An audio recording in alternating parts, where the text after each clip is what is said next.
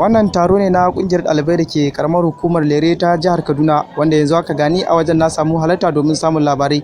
Haka zalika na samu damar tattaunawa da shi tsohon shugaban wannan kungiya wato Comrade Najib Haruna, inda ya yi bayani tare da jan hankali ga mahalarta taron da kuma 'yan takarkaru kan cewar su haɗa kai tare da bada goyon baya wajen yin zaɓe cikin lumana. Haka zalika na samu damar ganawa da shi shugaban hukumar zaben wato ambassador Abbas Alami, inda ya tofa albarkacin bakinsa game da kira da jan hankali ga 'yan takarkaru domin a yi zaɓe salin alin ba tare da husuma ba.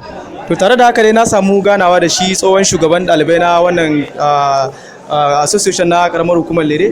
Bari mu ji ta bakin shi, mu ji wani irin gudunmawa ne ya shirya domin wannan al'amari, sannan kuma wani irin kira zai ga al'umma akan wannan al'amari. Assalamu alaikum wa rahmatullahi. To assalamu alaikum wa rahmatullahi. Sunana Comrade Najib Haruna Saminaka, president ko kuma ce outgoing president Lelgosa National Body, kuma founder na Lelgosa.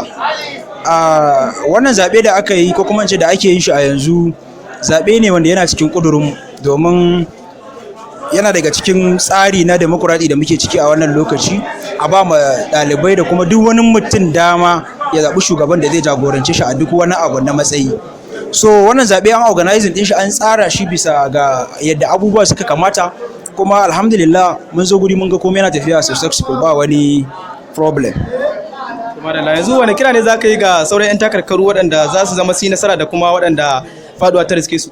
To dama ai duk wanda ya san zaɓe ya san cewa akwai ci ne ko kuma akwai rasawa.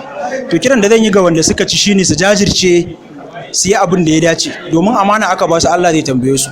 Su kuma wanda Allah ya sa ba su yi nasara ba shine su sa a ransu cewa yanzu suka fara, domin dan ka fito zaɓe ka faɗi ba wai yana nufin cewa ka gaza bane, a'a kawai lokaci ne bai yi ba, amma in ka ci gaba da kokari akwai lokacin da Allah zai sa za kuma kai nasara insha Allah. Kuma da Ibrahim Lawal Zaria daga nan tashar Randawa Media Concept tare da shi Malam Najib, muna godiya, Allah ya saka da alkhairi. Ibrahim Lawal Zaria daga jihar Kaduna, Najeriya.